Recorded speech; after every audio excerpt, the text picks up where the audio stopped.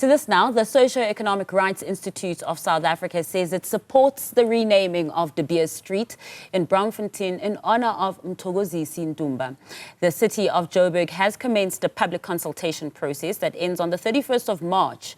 Dumba was a 35-year-old civilian who was killed by police during the Wits student protests on the 10th of March in 2021.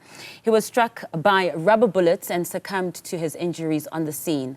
4 years later, the city has adopted the program and opened public consultation.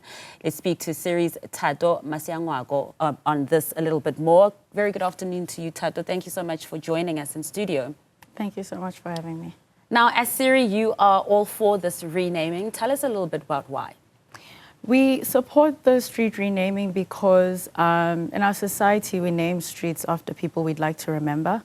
And in this incident, as you mentioned, the gentleman who was killed was a 35-year-old man who was killed by the police during student protests. For us, it's important to remember him and to have that street renamed as a reminder of what goes wrong when the police fail to manage protests in an appropriate fashion. Yeah, and also speaking of justice as well, we can't help but also remember what happened to those who were accused and faced trial for this murder. And they were acquitted, those police officers. As SERI, do you think that there needs to be perhaps a multifaceted approach when it comes to justice? I mean, the renaming would be obviously an honor and something precious, but also legal justice.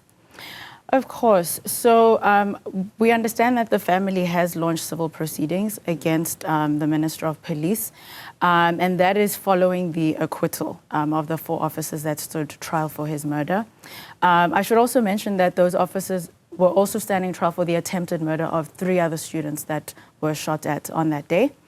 And the state is appealing that matter. Our understanding, particularly in instances of police violence or police brutality, is that, you know, justice is indeed multifaceted. On the one hand, you want an acknowledgement of what has happened to you, but some form of redress that encompasses the idea of a non-repetition of such violations. So it's one thing for me to get harmed by the police, but it would give me a lot of comfort to know that that can't happen to someone else again. And that requires really deep structural and systematic changes in the police, changes in how they deal with protest, changes in the kinds of weapons that they use in public order policing, and an overall acceptance of protest as a right that is constitutionally enshrined, and that they have the duty to facilitate in a manner that is in line with both local and international law. And of course, Thato, ideally, we don't like to see such, we won't want to see such incidents taking place as well. But when we look at the 2023-2024 financial year, the SAPS paid out nearly 620 million rand in civil claims related to misconduct in cases such as this as well. What does that tell us if we are reaching such high numbers that are even more than what the SAPS gets as a budget? The IPID. So that figure, it's actually interesting. That figure has risen from, I want to say, they were paying out about 100 million, maybe over 10 years ago, right?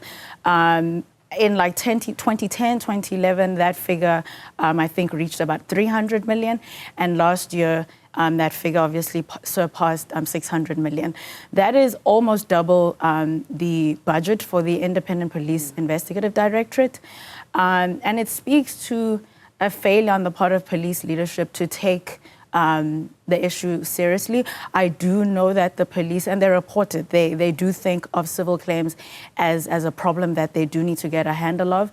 But that is a symptom of a broken police accountability framework.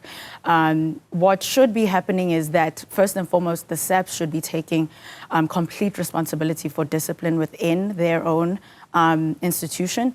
And those figures, if you look at their annual reports, are also quite poor. So they're not disciplining at a rate that would be satisfactory.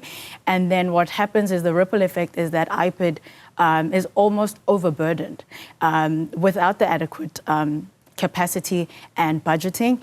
And basically they have the overwhelming responsibility to sort of restore the discipline problem in police. So the police are first and foremost responsible for following the rules, upholding the law, upholding discipline and all of that. And the civil claims issue speaks to just how much we're spending on bad policing. And I should just add that of that 600 million, I think over 500 million was spent on unlawful arrests. And that is basically an amount that was made for like about over 6,000 payments, which would make it on average, the police ministry paying about 90 to 100,000 per claim. So police are clearly arresting people when they probably shouldn't be, potentially because they want to mete out some form of punishment. This is like an abuse of the criminal justice system, an assumption that in fact someone is, just arrest them and we'll deal with the ramifications later. But unfortunately, arrest should only be to secure someone's appearance in court. And if an arrest is not exactly necessary, we're paying the price for all those unnecessary arrests. So clearly we are dealing with a high number of not only unlawful arrests, but incidents like this one. Of course, for the Ntumba family, there is a long way to go before justice is properly served for them. And in renaming De Beers Street, it could, be the start of that. But how sustainable is this kind of like consolation to families, this kind of comfort? Because we may run out of streets at this rate. I mean, look, I don't think SERI is advocating for renaming streets wholesale in honor of victims of police violence. But in this case, it's fitting. And there is a community in Braamfontein that supports it. Our offices are located in Braamfontein and we support it. And De Beers doesn't really resonate with that community if you go to Braamfontein, I would think. So it's important. So I think, for the families of police violence, in this case, the Ntumba family, it's a gesture and it's a symbol that, our loved one won't be forgotten.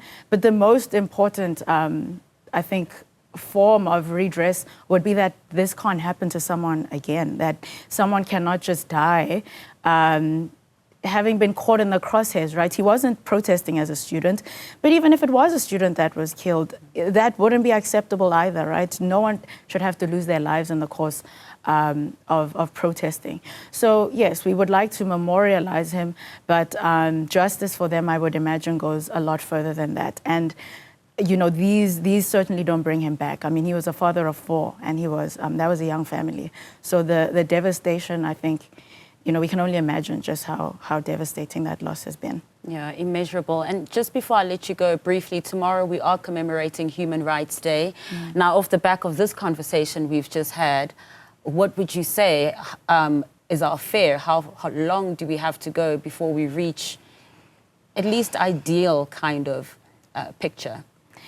Yeah, human rights is the work that we do. We are driven by people who have had their rights violated, and SERI does a lot of housing work, a lot of precarious worker rights, and in my area of work, it's policing and advocating for police accountability. There is no shortage of work, which is quite sad.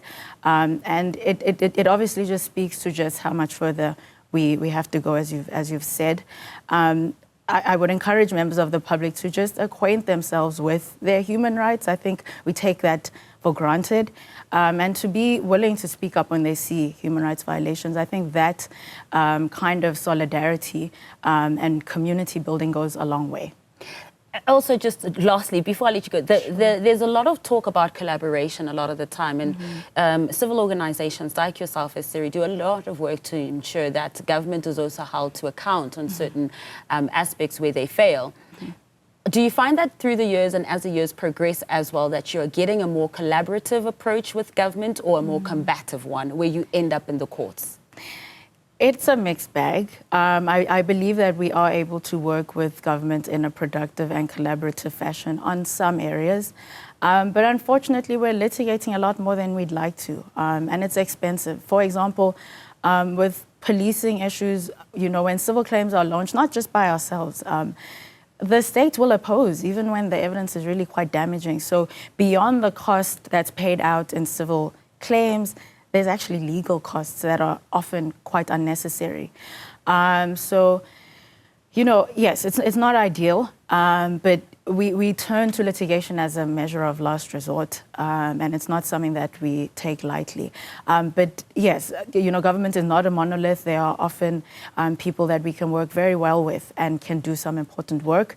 But oftentimes it does mean that we do have to take the state to court. Well, Thato, thank you so much for sharing your insights and coming through to the studio to speak to us about this.